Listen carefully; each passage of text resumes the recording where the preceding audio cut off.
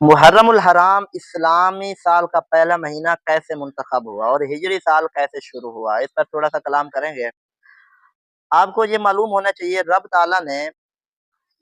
تقریباً جو بھی چیز دنیا میں مرد وجود میں آئی ہے اس کے کچھ اسباب رکھے ہیں۔ اس مہینے کا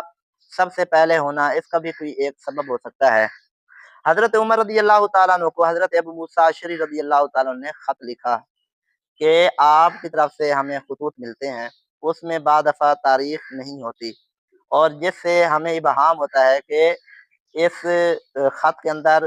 کوئی دو نمبر چیز تو نہیں ملی ہوئی، یا یہ بعد دفعہ ہوتا ہے کہ یہ خط کب سے لکھا ہوا ہے۔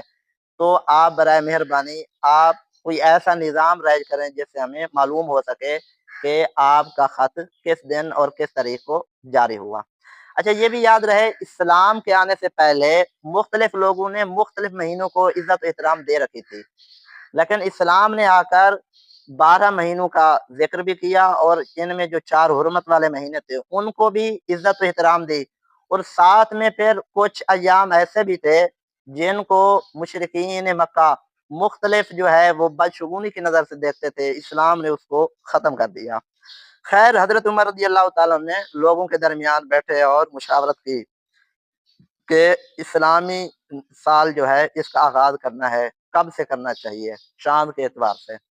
تو بعض لوگوں نے جو ہے حضور علیہ السلام کی ولادت سے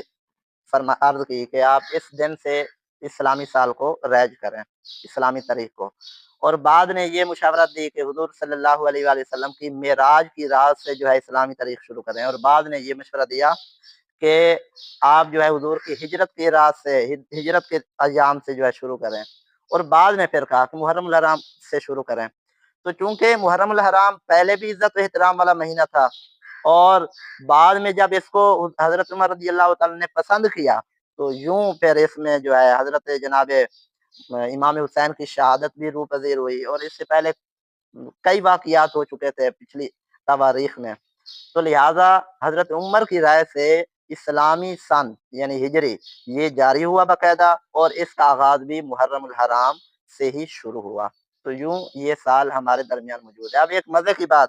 رب تعالیٰ جب کسی سے کام لیتا ہے تو اس میں کوئی نہ کوئی بڑی یاد بھی رکھ دیتا ہے۔ یہی وجہ ہے حضرت عمر رضی اللہ تعالی عنہ کی میرا ایک وجدان کہتا ہے شہادت بھی یکم محرم الحرام کو ہے، یعنی جس مہینے کو منتخب کیا وہی مہینہ اسی کی پہلی تاریخ کو ہی جو ہے آپ کی شہادت ہے۔ اب یہاں پہ ایک نقطہ ہے، ہمارا اسلام قربانیاں مانگتا ہے، سال کا آخری مہینہ ذوالحج ہے تو اس میں بھی قربانی حضرت ابراہیم اسماعیل علیہ السلام کی موجود ہے، حضرت عثمان غنی کی شہادت موجود ہے، اور سال کا پہلا مہینہ محرم الحرام آتا ہے تو اس کی پہلی تاریخ محرم الحرام میں بھی قربانی شہادت حضرت عمر رضی اللہ تعالیٰ کی موجود ہے، اور 10 تاریخ کو حضرت امام حسین رضی اللہ تعالیٰ عنہ اور ان کے رفقا اور صحابہ کرام اور ان کی اولادوں کی قربانی موجود ہے۔ تو پتہ چلا کہ اسلام کا آغاز بھی اسلامی سال کا قربانی سے ہے، اور انتہا بھی، تو ہمیں بھی قربانیوں کے لیے اپنے آپ کو تیار رکھنا چاہیے۔ جے سوہنا میرے دکھ وچ راضی تے میں سکھ نو چلے پاواں ہے۔ تو لہذا ہم اللہ کی رضا پہ راضی رہیں، اور اپنے بزرگوں اور اسلاف کی ان جو قربانیاں ہیں اور ان کے جو کارنامے ہیں ان کو بھی یاد رکھیں۔ اللہ پاک عمل خیر کی توفیق عطا فرمائے۔